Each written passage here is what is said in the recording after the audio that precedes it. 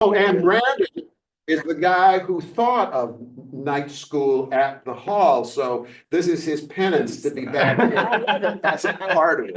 I accept that, but I will say the committee did the hard work. So I love this space. I love being in this hall. I think it's such a unique thing that we have as union members in this local, and it just has great vibes. So this is a great use of it. I thought what I would do, just because these two have more Grammy noms and successes and hits than I necessarily have, and I love just chatting, that I'm going to kind of moderate, and I'm going to kind of just move my focus from you guys to you guys, because I can't do right in between. But I've been in the room as we've written a lot of songs. I've been around a lot of songwriters, and I understand the process from beginning to end, I think in a unique way. And there's so much that I hear people ask that I'm going to kind of use as a jumping off thing. So I think the first thing to look at is inspiration, I think, is key to songwriting. Like, if you're going to call yourself a songwriter and you don't have an idea, what can you do? You know, like, what can come out of that? So how do you find, and I'll ask you just each individually, how do you find the inspiration? How do you track the inspiration? What do you do with that sort of when you have an idea? And then how do you channel it when it's not there? Like, what are the things you do when you don't necessarily have it available? So whoever wants to go first. Sure, I'll go first. Do that. Do that. Songwriting is about being prepped. Come on down. So for me, the panic is sitting with, a lot of times you're sitting with strangers when you're in commercial songwriting. Sometimes when it's with you have a band and it's just you and your friend, it can be a different level of panic. But in either case, if you're prepped, like, you have just a something. It's either an idea, like hey, I've always wanted to write a song. Like, I just recently wrote a song about a boat, and I wanted to write it like it was a classified ad. That was my setup. I want this guy having to sell his boat. He has X number of words. What's he going to say? Yeah. Right. And so it was a very difficult song to write because it had so much structure on it. Yeah. But that was an idea. Sometimes you come prepped with just a melody that you just can't get out of your head. You're just like, I don't know what happens here, but this is how it works. And technically, just like, where is that, just in your head? You've remembered it? You put it in the voice note? I listen to people talk, but I'm also in the kind of music business where if a song feels like it previously existed or is super comfortable, it is more familiar suddenly. Yeah. So I just listen to the way people talk, and then I'll write it down. Like, somebody in here will say something and I'll be like, oh yeah, that's great. And it looks like I'm writing in my notebook to remind myself. And I'm stealing you. Exactly. What you just said. That's exactly because it. And it is. It's just because what we forget is we love songs that tell us that reflect how we feel. So you have to just keep collecting these feelings and the way they get expressed, whether in the melodies or words. So I think the first part of songwriting is just paying attention to yourself and the day and the world around you. Write it all down. Use your phone. There's all sorts of things you can do now, but that helps you stay prepared for when you do decide to sit down and do this. Yeah. Is that about right? Yeah. How about for you? Is that Well, you know similar? what? I call it ear hustling.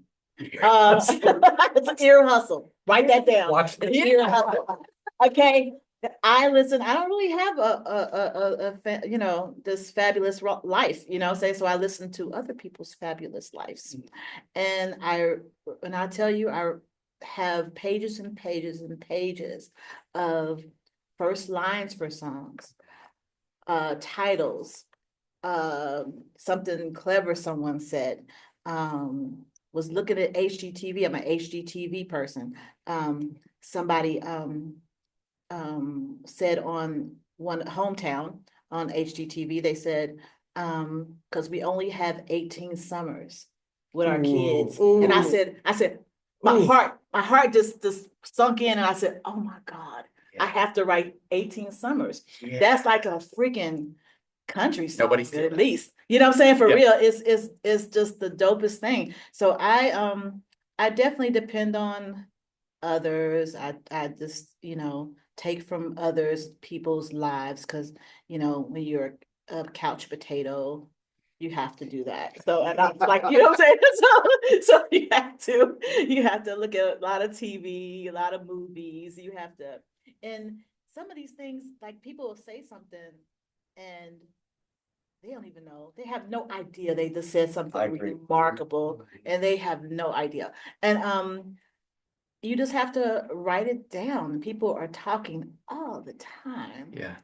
And I just write down and it's getting long. It's long. The list is long. Sure. Yeah. And Means you you have got to some work to do, do it. Traci. You have to, and this is another place you can get inspiration. This is a little idea. There are titles within songs that are already written. Mm. Oh, yeah. There's a song inside a song. Of Yeah. Every song. Oh my And when you're gosh. in it, Like, you're sometimes in it, you'll you be think, like, oh, that's a song right there. that's a better the song. line. Yeah. We need to, Like, why? this song's gonna be fine without that line. Exactly. I will take You're that gonna grow up line over here. and write a whole different song Yes, what she than said. that. So yeah, so that's another thing. I love that. And I just love words. So I'm a wordaholic. Yeah. I just like words and learning new words, and like Mariah Carey trying to fit words that don't even go in songs. In songs, Mariah put a word, the longest word in a song ever, and make it work and sing it. Oh, right. yeah. You And get I'm like, points. Mystical wow. points. Yeah, exactly. It's like Bingo points. It's like Scrabble points. Yes. It's like what's going on? But yeah, I love that. So that's my thing. I like it. So I'm well, one thing that makes me think of, I have found that there's a certain hubris that I think you might have when you're not doing this from a technical point of view, which is, oh, I've written a good song, I'll write another one. It's all up in here. I just need to put on the right pair of socks and be in the right mood, and it's gonna just sparks will fly, right? Right. And there's this hubris in that, like, you think, one, it can just turn the spark on anytime you want it, and two, you'll remember. No problem. I don't need to write it down. No, right? not remember. And it's like you're not doing the work, right? Exactly. But the other thing this makes me think of, right now I'm working on a project with the Alliance Theater called the Lullaby Project. And the idea is that a bunch of expected parents or new parents have come in and they've been working with a teaching artist to write some poetry. And my job is to turn that into a lullaby. And I end up with these like, that's unsingable. Though the syllables don't work or whatever. And these are their words. I really need to make them work. And it's been a great pattern of discovery of like, I would have given up on this if I was in the room and it was all mine to change, right? But the fact that it's not, I need to kind of explore it and realize there is a lot of like hooky, beautiful phrasing that I would have run away from originally. So there's this certain part of like rolling up the sleeves. Yeah. That I think The challenge. Yeah, the right? Challenge of making it fit. When it's not easy, do you dig in further or do you move on to something else, right? So let's from there, let's talk about kind of rituals and things that you like, the socks, the baseball socks you have to wear because you're on a winning streak. Oh, I love it. So what are some things that you've each had like undeniable success? Like you had an idea, you pushed for it in a co-writing room or all alone late at night, that turned into a commercial hit that has affected people's lives, okay?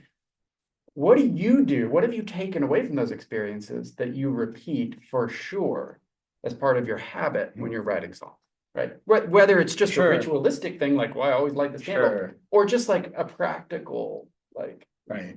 Well, the question has a weird thing in it, which I just want to point out, which is when you write the song, you don't know if it's a hit. So you're a little bit blind to what it is. But one of the first ways to start getting that feedback loop is when you start performing it.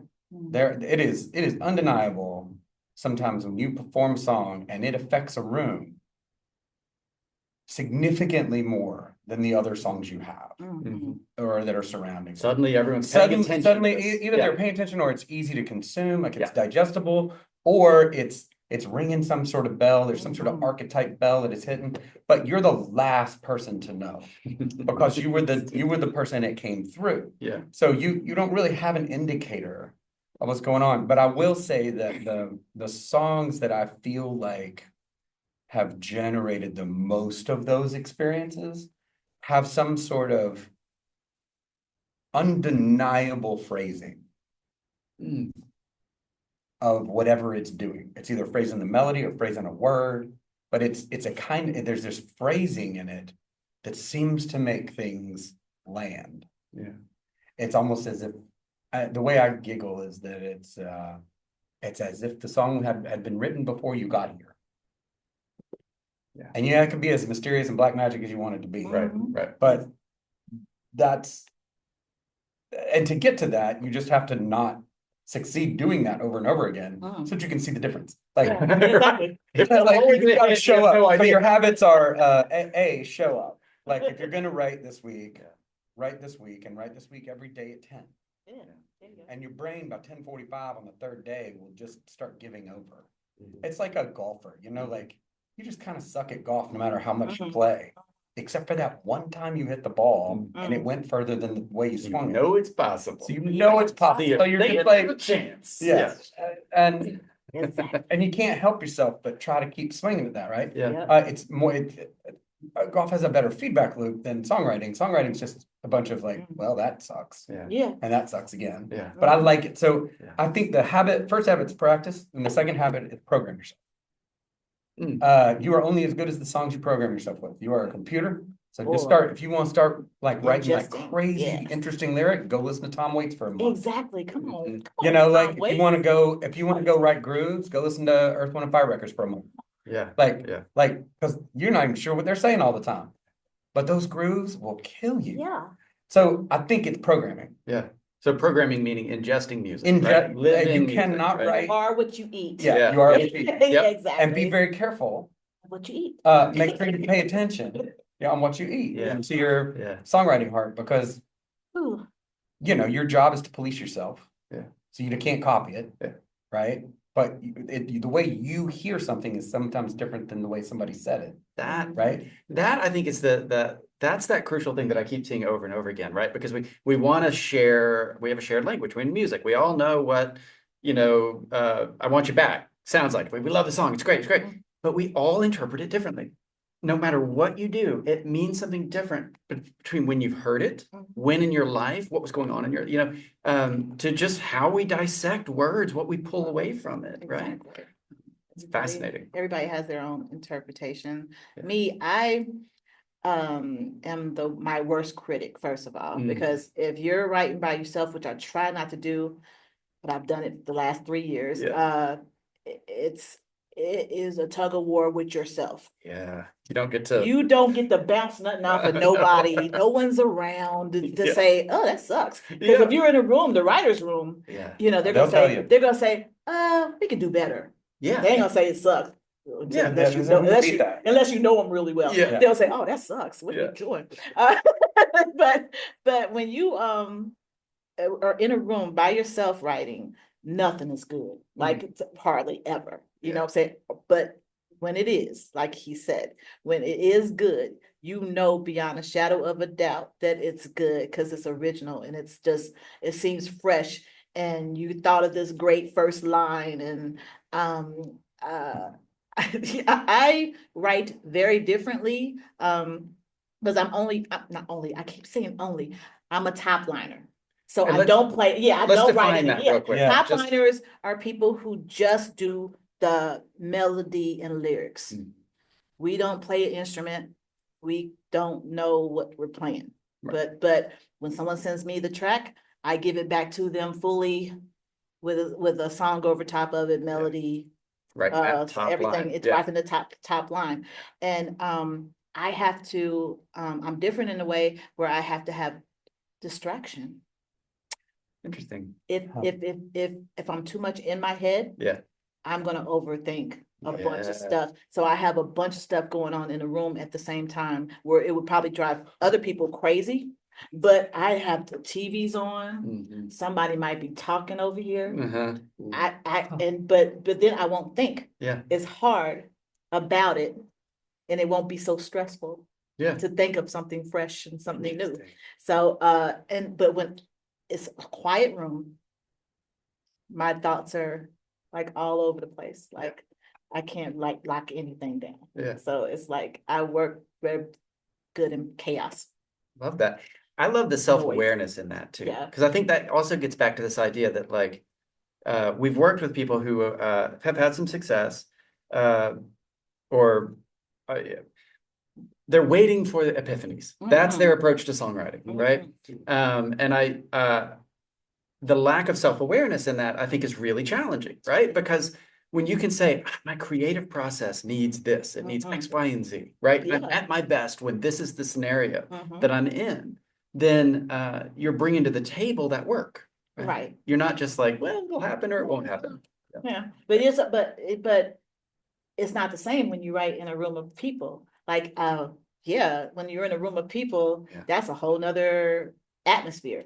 So Yeah. I'm not gonna want the TV Right. or the It's a lot to people impose. talking over here. It's just about those 3 or 4 people in the room creating something. So it's different. It's different when you're writing by yourself, because you got to get out of your own head. Yeah. Just get out of it. Well, let's talk about co-writing then for a minute, because I know you both have done this, right? And it's can be daunting if you've never done it. Cool. So Play well with others. So talk to me a little bit about like success, like what makes a successful co-write and what makes a not successful co-write, and what do you do in those environments, right? Or do you, so either one of you. Go ahead there. I'll go. Go ahead. A successful co-write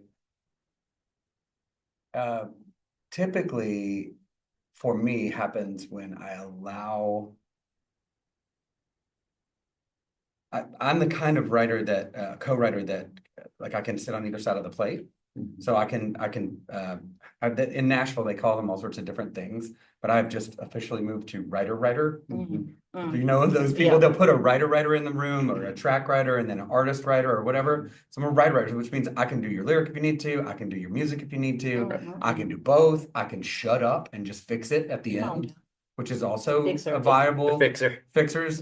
Different people have different, like it depends on what your skill is. Mine's very morphable, but if left to my own. I just want to clarify, you're in this position kind of because uniquely you came to Nashville as an artist. Came to Nashville as an artist. So people you didn't were believe doing- that I could write. You were doing artist rights. Yep.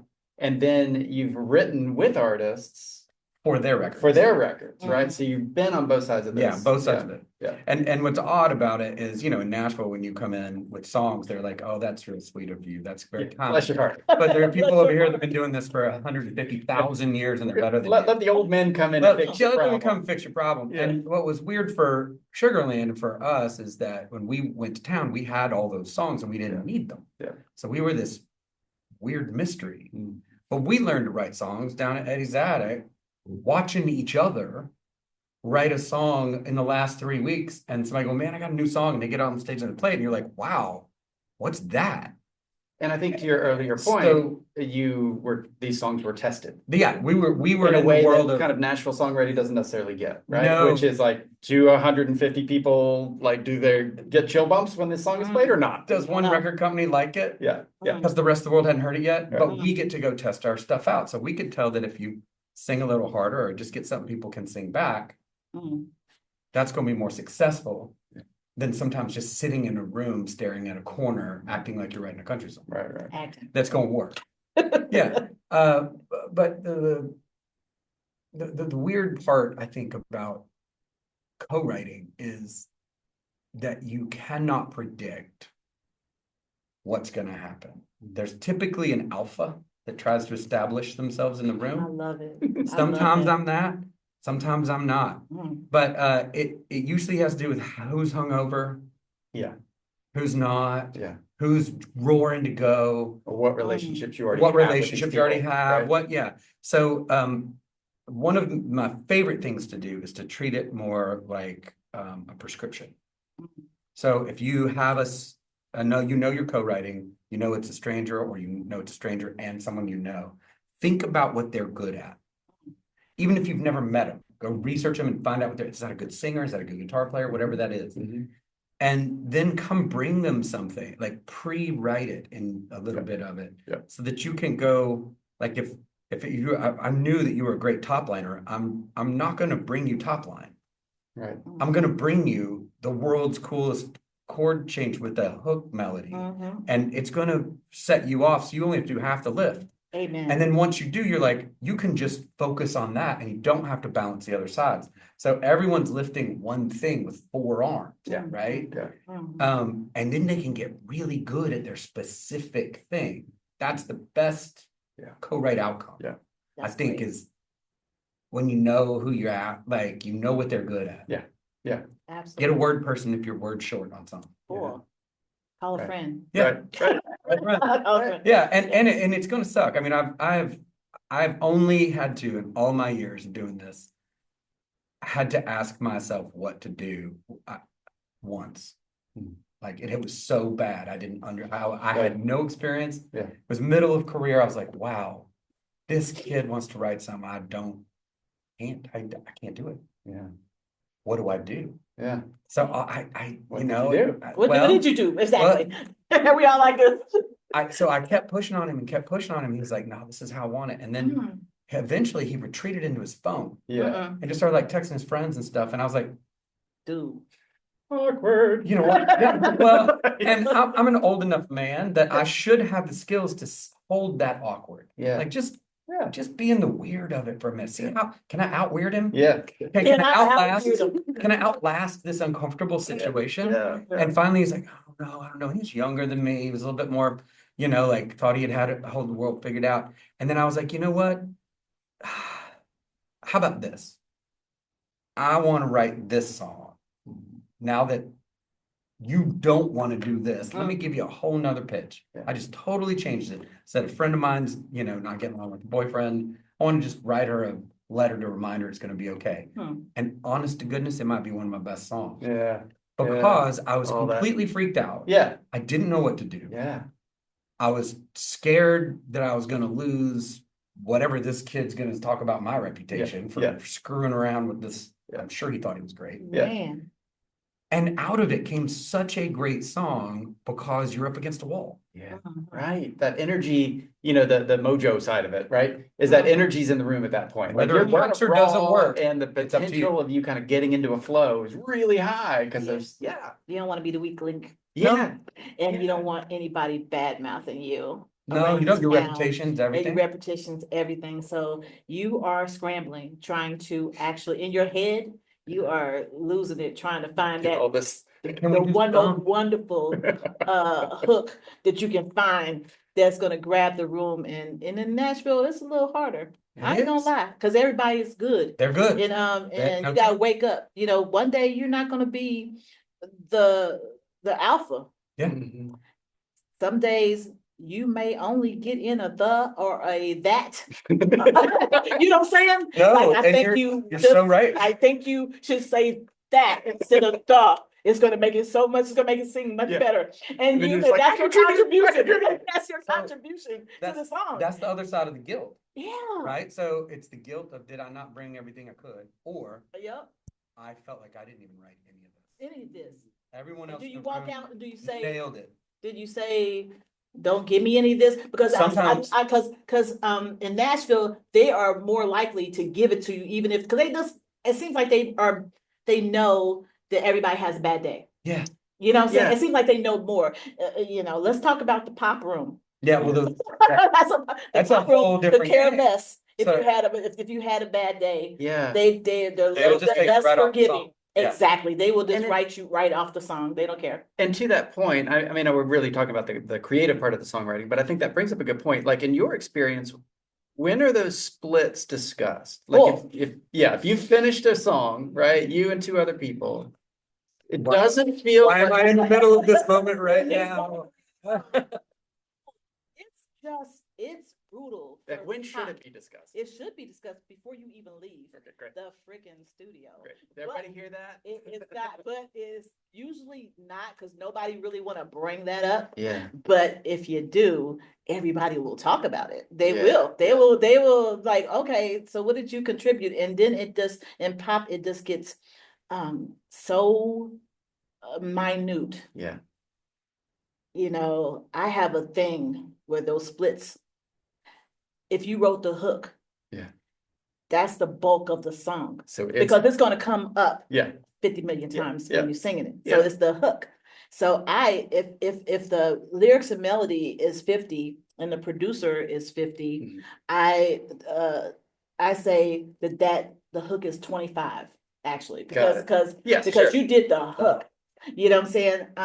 Verses Mhm. 10, Interesting. 10, 10. There Yeah. you go. And that bridge is 5. Yeah. And if you contributed to the bridge, somebody want to split their 5 with you. Yeah. It's like 2.5, So 2.5. interesting. And it just gets really down to Yeah. who you want to give Yeah.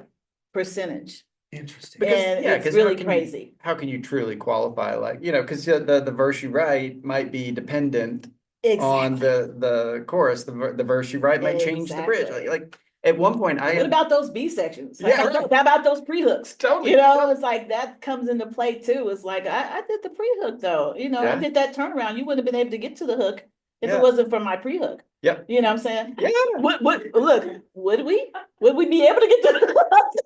But I think no.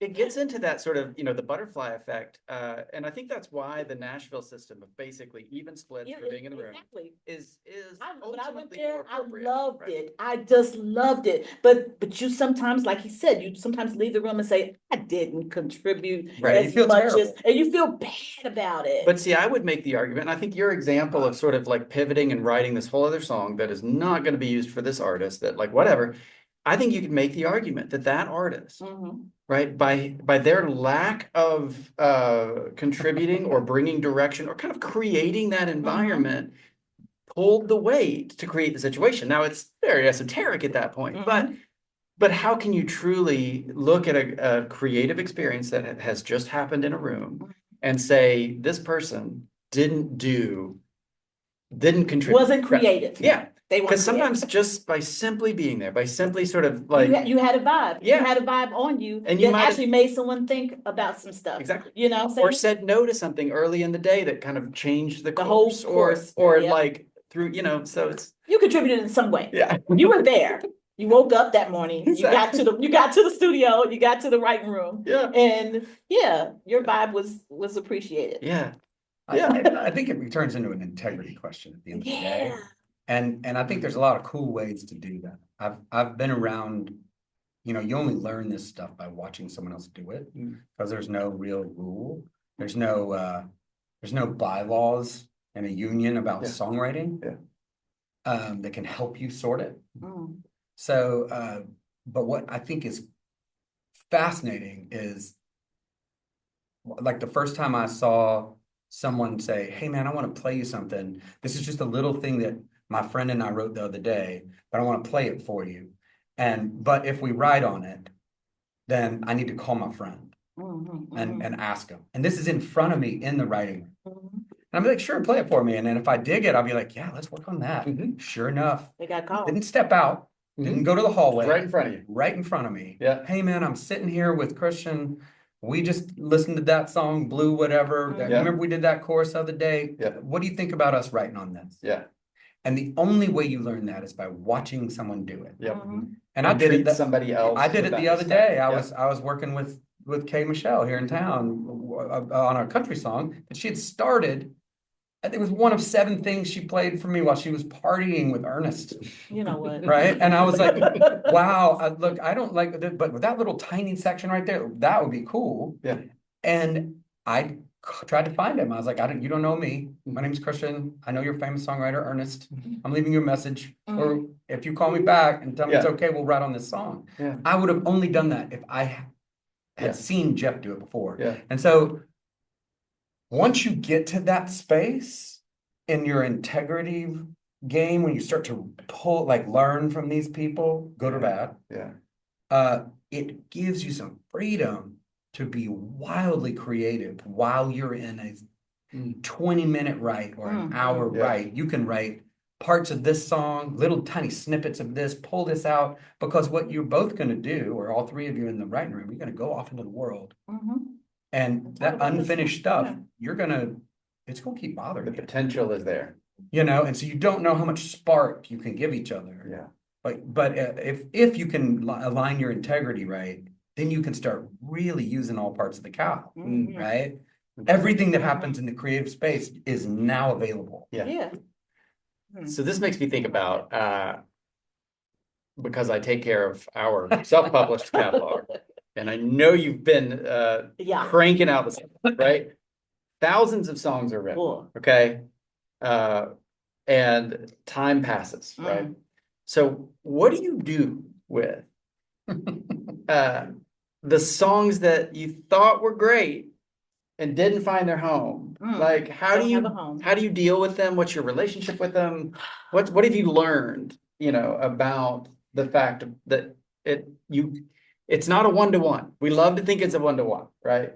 But you write a lot, and if you are successful, how do you relate to your lot? Man, can you tell me what to do with these Yeah. songs? Because these songs are just dusty in your computer, Yeah. and I know that there's hits in there. Yep. And I know that I've looked at TV shows and I've looked at so-and-so and I'm like, they went with that. Yeah. Who did they know? Yeah. Because I'm like, Yep. what's going on? I got a million songs in my computer that would, are just as good or would kill that. Yeah. You know what I'm saying? And you just are with these songs from 2001. Yeah. So still have some stuff to them, Yep. some grit to them, and Yep. you like, I choose not to think about it because you will drive yourself into total insane Yeah. if you just mention every day, you know how many songs I have? Yeah. Or why aren't these songs placed? Yeah. Or this, that, you will drive yourself Yeah. insane. You just got to keep on writing and kind of like forget about what you even did almost. Yeah. Put it in a little category in your computer. Yeah. So you can find it if you ever need something. Find it if you need it. Yeah. And move on amicably. So You have a very healthy relationship with your Oh catalog. my gosh, I do. this it reminds me of this story that Kristian and I learned from a publisher in Nashville when we were first starting to create our own publishing company and got some success, and he's writing killer songs and I'm getting on some of these and this is going to work, right? And it was very frustrating to have opportunity with great product, great songs, not meet with success, right? Cool. And of course you've got to be like, are we not good? Are we not good? Let's listen to this again. Is this a mess? No, it's good. Is this a mess? No, it's very good. It's very good. So a big piece of this puzzle was this funnel idea. And I talk to songwriters all the time about this idea, and especially people who have a relationship with their publishing because it's personal. So the idea is that we're writing songs all the time. You're writing, he's writing, and we're putting them in our funnels. We have this giant funnel, and it starts to fill up over time. And you say, oh, well, I thought that was good. I knew that was good. That definitely has a good piece to it. I'm never going to listen to that one again. Whatever. You just throw them in this funnel. And then one comes out the bottom of the funnel. Eventually, there's enough critical mass in here that opportunity showed up. That thing you can't control. That thing that's like the tastemaker, the artist, the thing showed up with your great preparation, all the preparation, all your great work. And the opportunity shows up and something is successful. And then you're like, wait a minute, what about the thing I just put in the funnel? That was really good, right? It might even be better than the one that dropped out. Yeah. But it's distancing yourself from the output being a reflection on your talent, right? It's one of your product. Yeah. And if you hadn't been putting stuff in this funnel, this opportunity would even not have dropped out the funnel. And so it's a little bit like a little bit of a Zen exercise. Write it, love it, let it go. Love it, let it go. Yeah. Let it go. But then stay in it. Let's stay in it. And at the same time. Do the work, right? Because somebody's talking. Yeah. Like we said earlier. Yeah. And they're gonna say, hey, a song sort of like this. Well, I got one. Yeah. So and so. Yeah. Typically they would explain it to me as most of us have been using for the past 20 years iTunes on our desktops to hold our, you can just drag the songs in there, right? And then you can put them in little playlists. Right. And that these publishers, you'd send them a new song, they'd open it, their computer would automatically put it into iTunes, right? And they were like, what about this? And then while they're there, your other 5 songs you've sent them over the past 20 years are also sitting right next to them. Because you tagged your MP3 with metadata. Because you put your metadata on it. But come on, I don't even know what that is. I got you. Almost every time that publisher or that producer or that director is now being reminded Mhm. that you're good. Mm. And there are other good things in their list. And they go down and they pick one of the others. Mhm. They're like, man, that song. Mhm. And I forgot about that song. And Mhm. somewhere between the Springsteen idea that good songs stay written Mhm. and try how long can you do this with it while getting your heart broken? Yeah. Somewhere in between those two pillars is you. So how long can you do this without your heart being broken? I want to talk about that first because I think that's Wow, crucial, that's right? good stuff.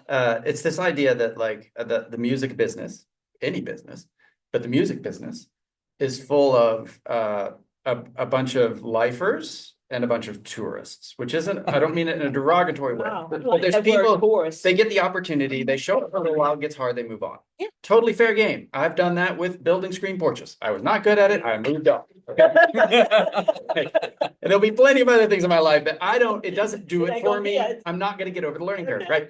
right? So you have to stay in it. You have to construct ways that it feeds you Right. other than people saying, I want love that, your or song. I love your song. Exactly. You're a That's right. great Yeah. songwriter, Yeah. right? If you need that in order to stay in it, you not likely to withstand the amount of time it takes to fill up your funnel or learn the skill or do your 10,000 hours or all those things, right? Mhm. But so I think that's always important, right?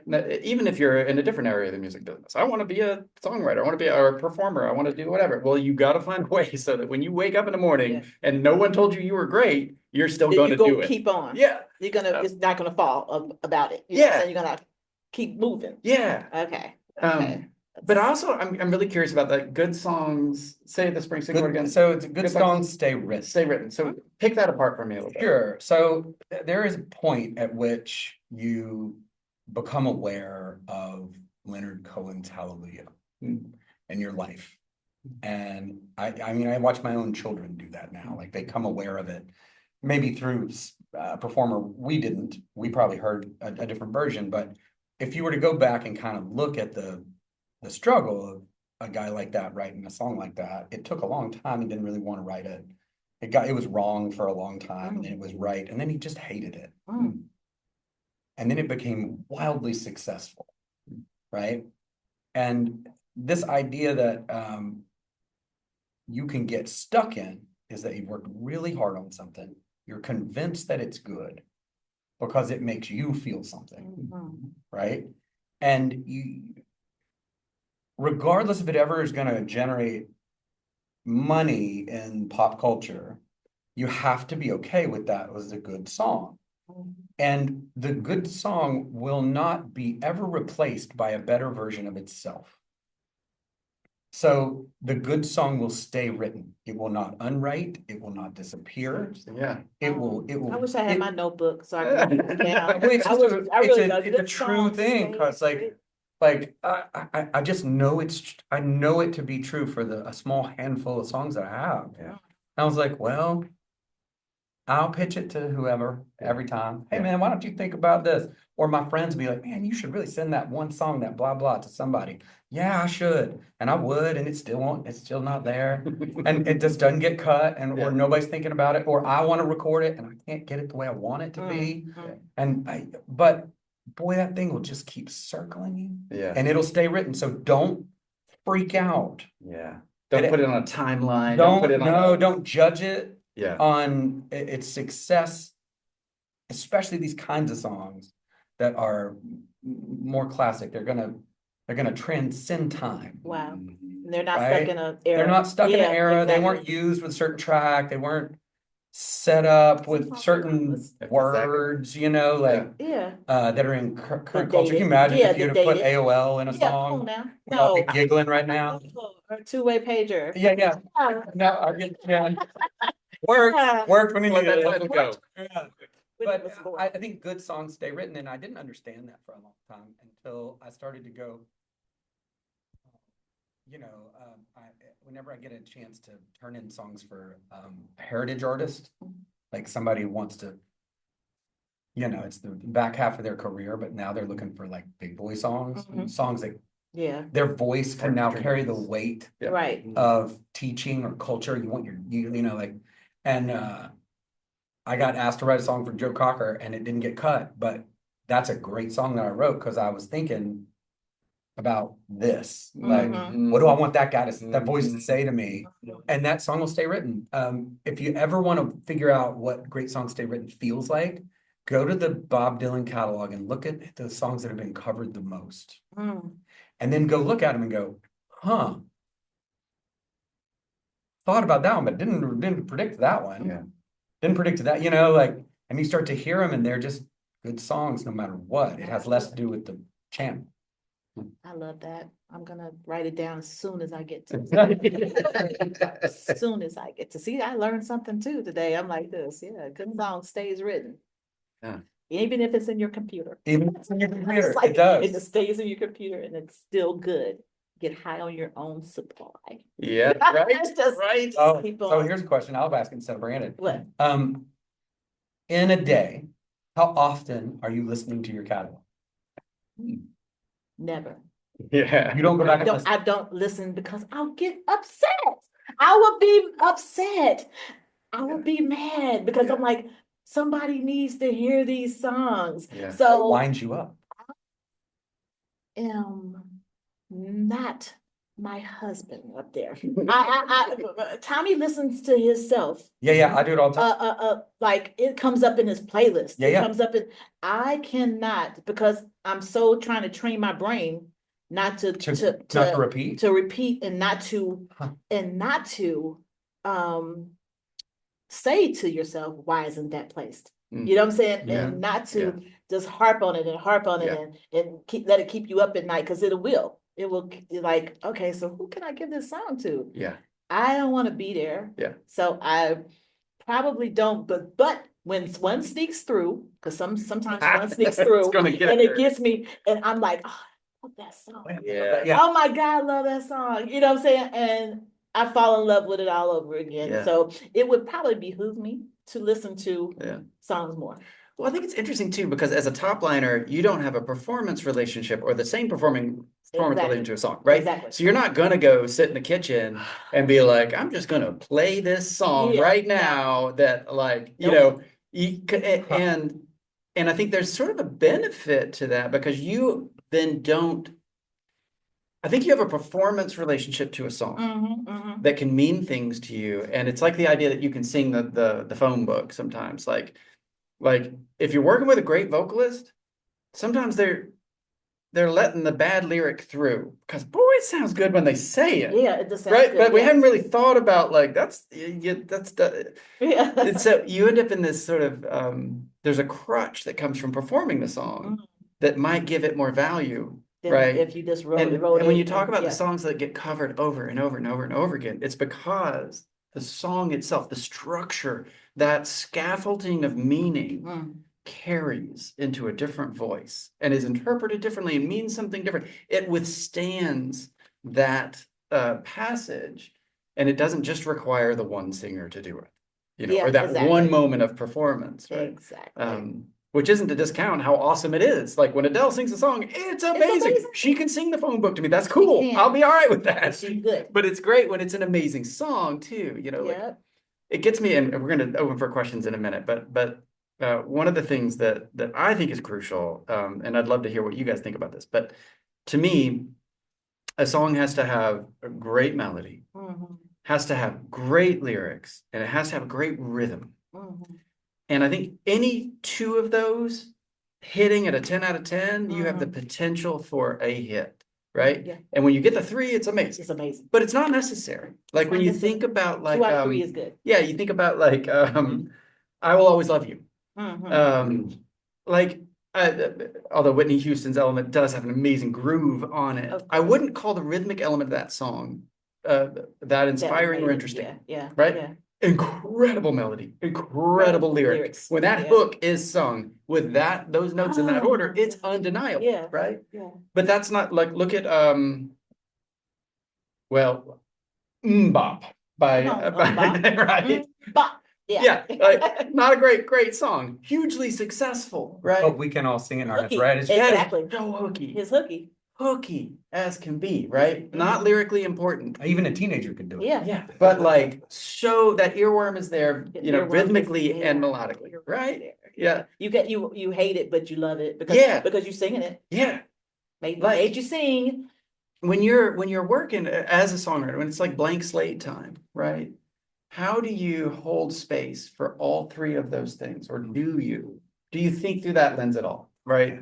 Like, I think you have to. do you write the You got melody to. before your lyric? Do you write them in Man. conjunction? Like, how do you, the relationship between rhythm, melody, and Melody lyric? comes first for me. Okay, And Yeah. I can do a whole melody like down and then go back, do another whole melody that's different Yeah. to that track. Yeah. And then I pick and choose Huh. where to put, that sounds like a hook melody. Mm, That sounds like yeah, a verse melody, and then I put them together like that. Then I sing them down like that. Yeah.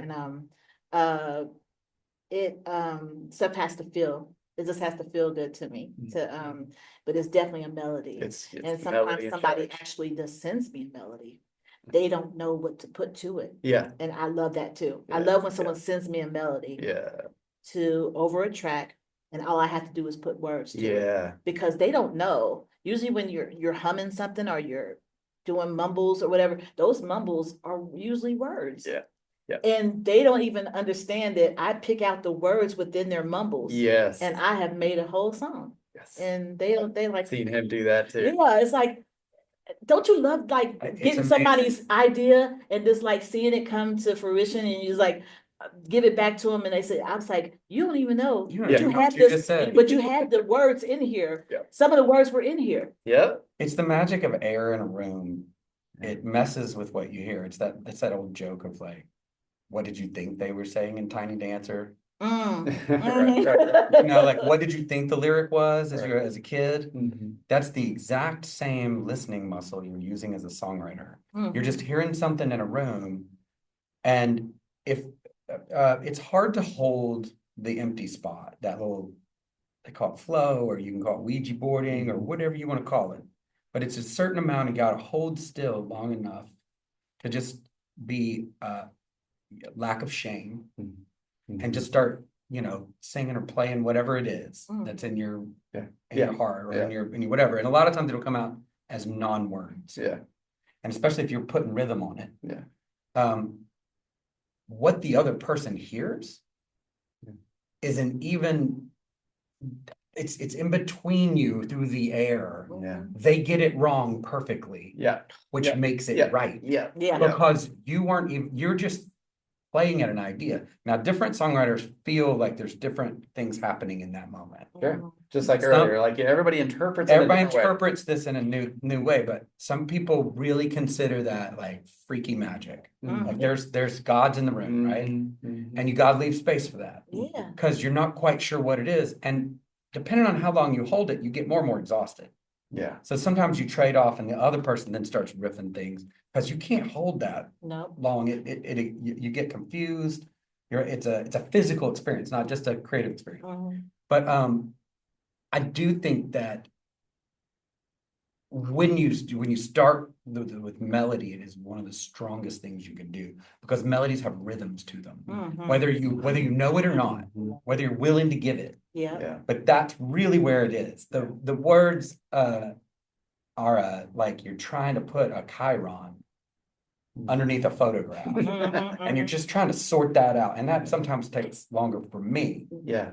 Yeah. But it's the thing that I practice the most. Yeah. Like I remember being a kid opening the Norton Anthology of Poetry Yeah. and looking at it and and I go, I know what that sounds like. Yeah. Mm. Well, It sounds like this. and at the end of the day, if we're calling success a song's ability to affect people, right? Because that's ultimately what you're doing, right? The people in the room who are having a cathartic emotional moment because their song is being performed Mhm. are singing those lyrics. Mhm. Now they're singing that melody, that's the avenue in, but the meaning of those words is yep. what they are saying, even if it's mbop. Mbop. That's the experience they're having is through those words, right? So without those words, it's sort of like it's the most powerful part of it, right? Those words could Yep. be about 18 summers is all you get. Mhm. Or those words could be about like, I need to sell this boat and this is my class fight, right? You sell this And book. that, it could be the same melody Yeah. for both of those songs, right? Yeah.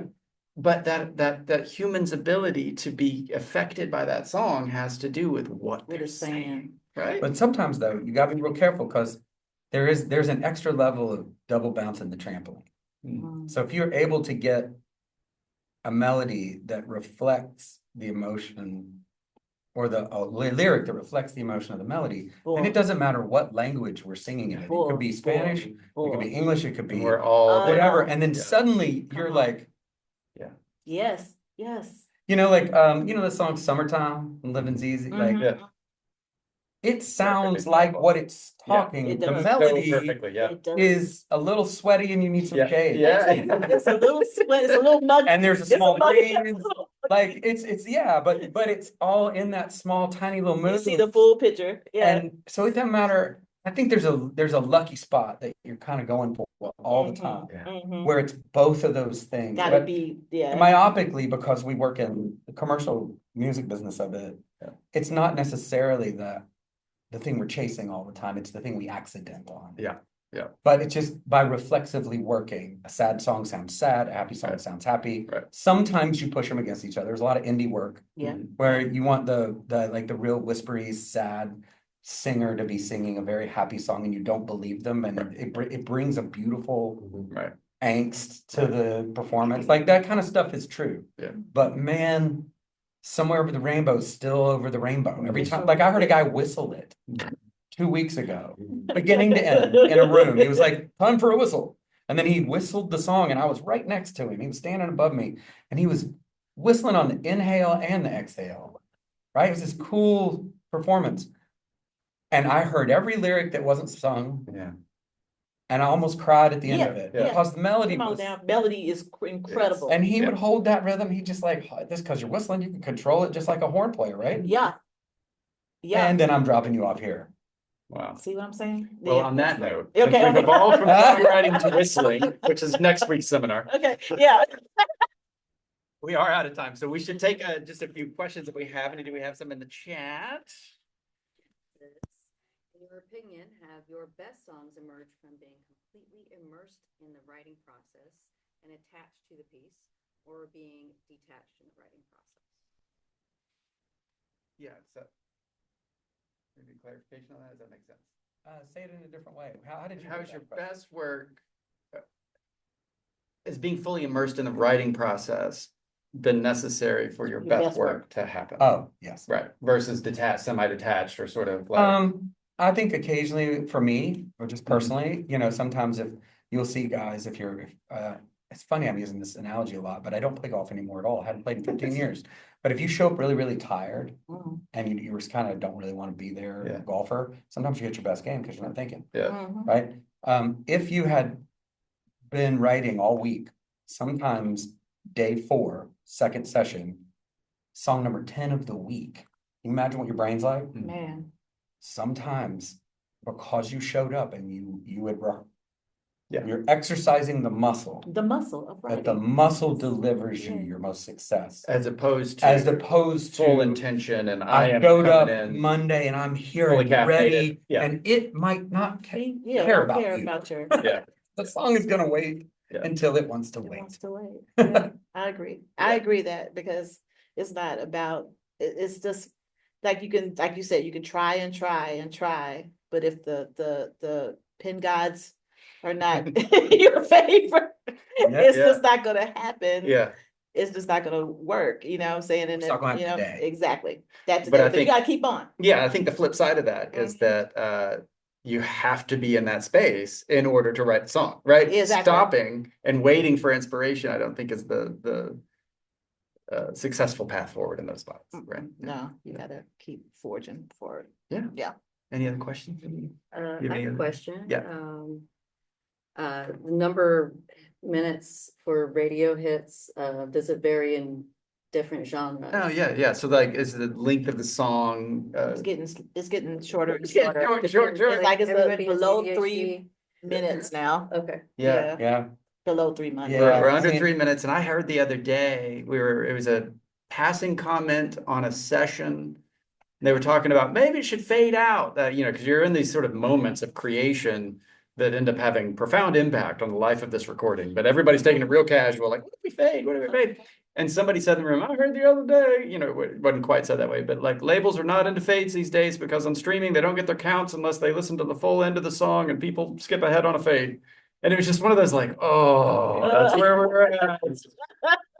Tail is wagging the dog, but it's like, so yeah, So, that's yeah. new information. The thing that I would warn myself about is that using the word radio doesn't help you much anymore in making good decisions about stuff like that. Because Streaming leads radio, and radio. yeah, the way then this is reads currently radio. moving, and if you can put it in your brain just a little bit, at least actively right today, is a record label, a major label in Nashville is not going to service your song to radio until about 50 or 60 million streams. Now, that is a significantly different situation than I came up in. They could go to radio Me too. on nothing Oh, nothing. not because they one just thing. liked the song and they knew that it had hooks and they believed in it and they were just going to go for it and they were able to create the groundswell of people exposed to your songs. And what they mostly do is wait for people to the song to research. So, but when they can do call out research to houses who say, yeah, I heard that song, I like it, I don't like it. It's an old timey thing. Now their research is done automatically on Spotify for them. So they can see if people are attaching to it or not.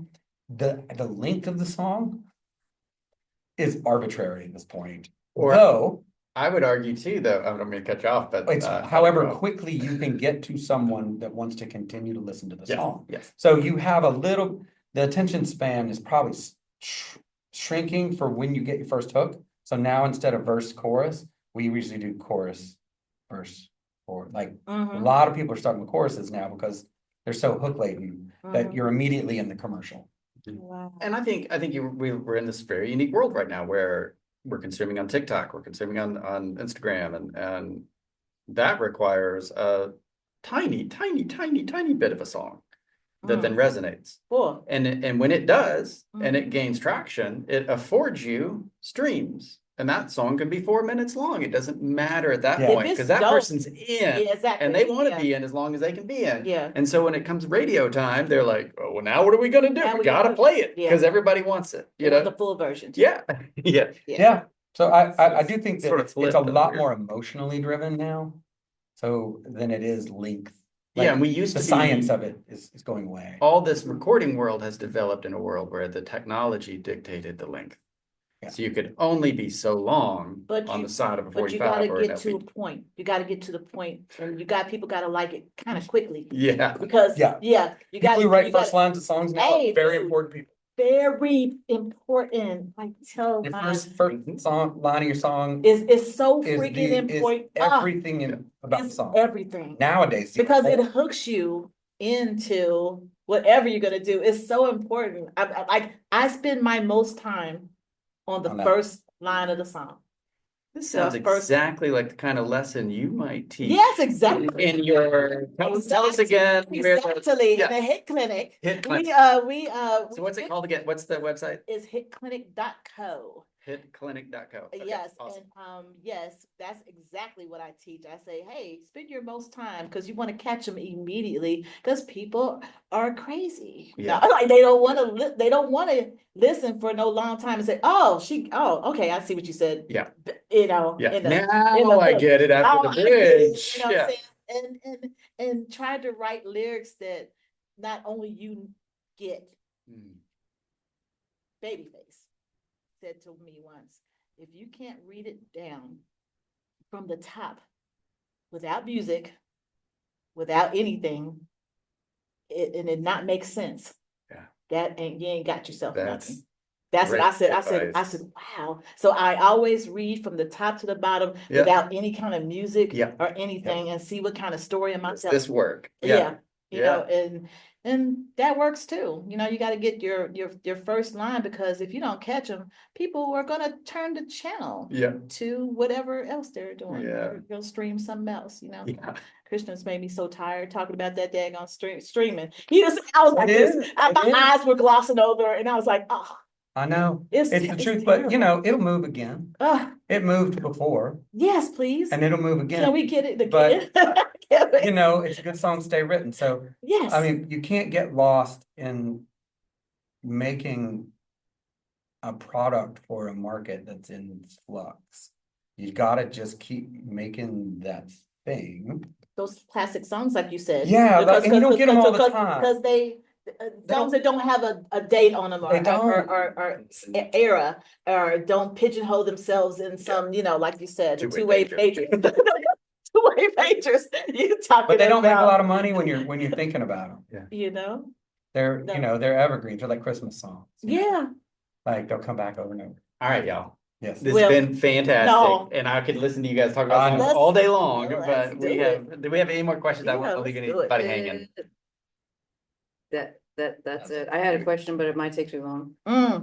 We're here. Okay, if you're like asked to write something for an artist and you're not familiar with that artist, what's the first thing you do? Like, do you just go research everything Yeah, about you them? listen to the like, artist. what they had for breakfast, everything Oh, you know, I'll how deep do you go? I'll tell a story when I got to join the band Train at some point in my career. So I went from just being this side man to like being in this band, and they had gone through some shifts and like didn't really have a writing. The main creative musical writer was not in the band, and so I was given the opportunity. I was like, oh, it's great, it's great. And the impulse was to just like get in the room, like, how's it work? What are we doing? How does this, whatever. But I knew enough about this, thankfully, having worked with my brother for years. So I listened to the singer's vocal range, and I figured out like exactly where he peaks, like Yeah. where it sounds great. that's what you did. Then I figured out, wow, if we work in the key of F and we work in the key of B flat, right? Both of these put us in the perfect situation that when he sings that chorus, it'll be on the fifth of the scale. And it was science to me. And it was after our first like 3 days, the singer and I are working together. And he said to me, he's like, man, I just feel like you understand, I was like, man. it's just science, You but get it. cool, You I'll get take it. it. You understand. But I think there's a huge value to that, to like, it's great to all the parts of doing the work involve also, especially when you're working with an artist, just what do they sound like? What do they say? What do they mean? What's their brand? What's their, what has worked for them in the past? Yeah. And because we're in addition to being creative artists, you're a skilled worker.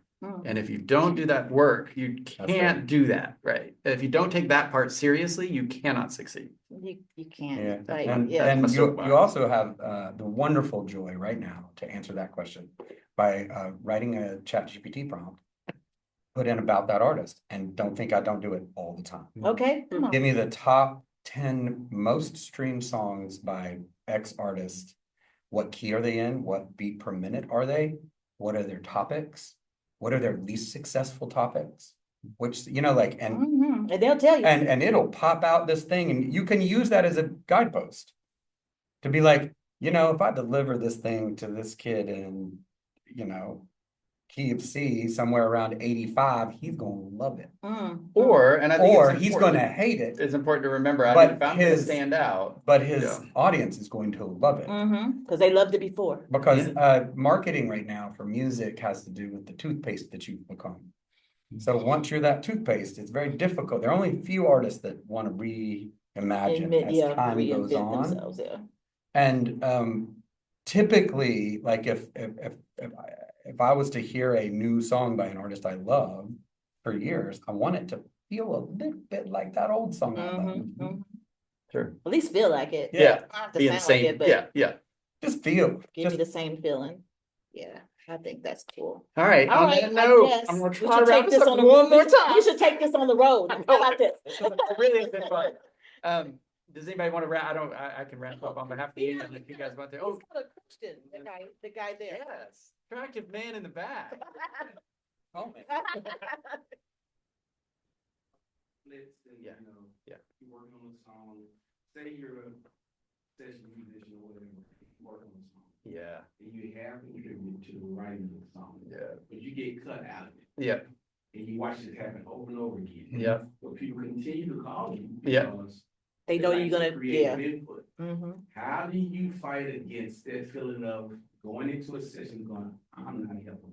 Yeah, yeah. Oh, it's such a good question. Get out. So in case I didn't make it to the microphone too for everybody, so the idea is as a lot of times as a session musician, another creative in the room, you end up contributing to the song. You end up providing something that changes the path of the song.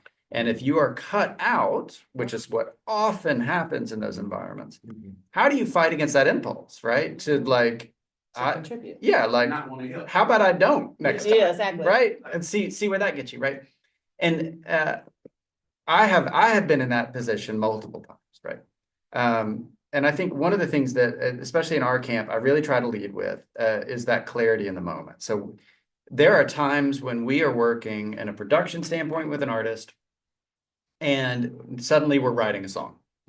And the most important thing for us in that moment is to call it and to name it. And you don't want to blow the vibe of the room, but as soon as we can talk to the manager, or as soon as we can have that conversation with the artist later, it's the conversation of like, hey, we think we've written at this point, and we want to discuss what that is and what that looks like, right? And if you don't feel good with it, then that's fine. Let's understand it, right? But that conversation at that point is so much more valuable than the conversation later. Because once a song is successful, it's a different conversation. You can't be coming back talking about but I wrote that change. And no. And I think the other piece of that that's so important is when a song isn't successful yet, oftentimes the artist, the label, have an impression of its value, right? That is unproven in the marketplace. And they might be inflated on that value. And they're like, well, you can't get 10% of this thing. This is the biggest hit ever. And it's like, it's actually worth nothing right now. It's only worth what you've spent to make it, right?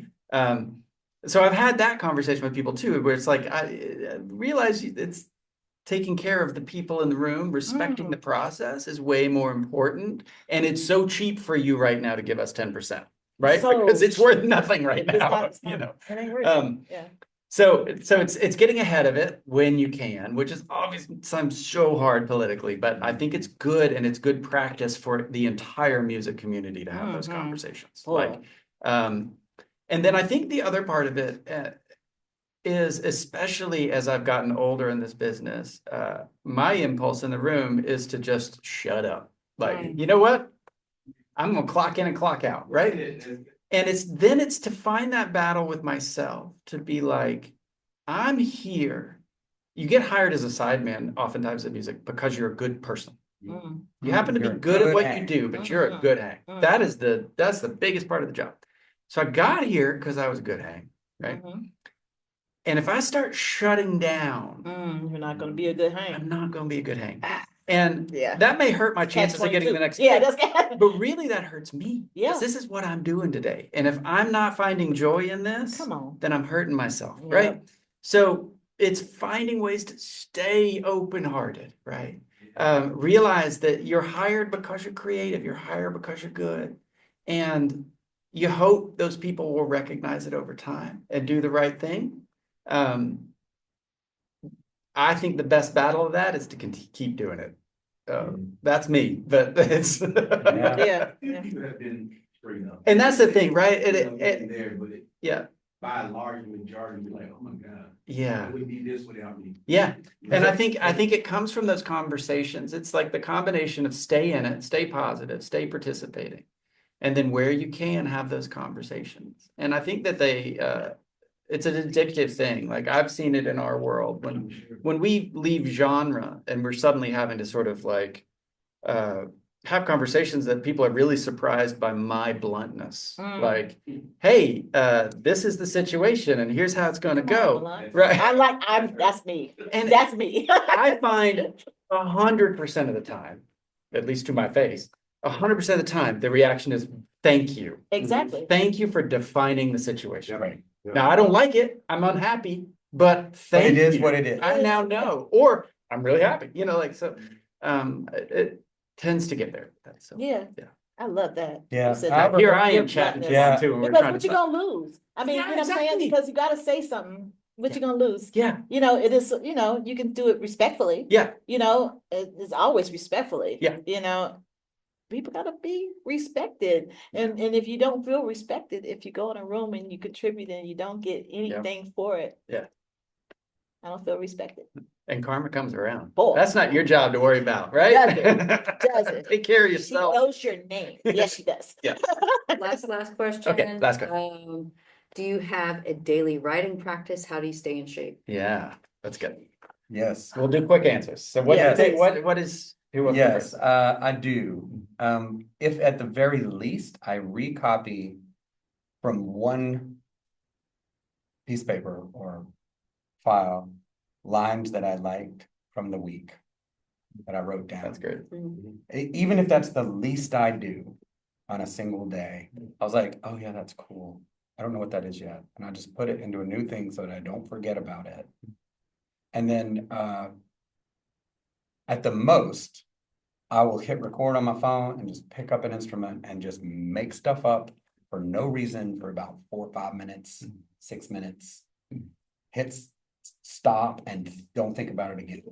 Just like you were also making your bed. Exactly, yeah. And if you can do just that much, Yeah. you'll find out it works later.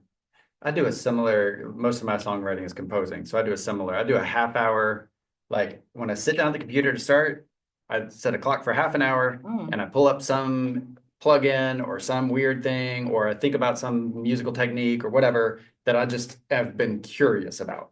And that 30-minute affords me that time to get in the flow, get in the space, but there's nothing precious and I can throw it all away and then start my day, so.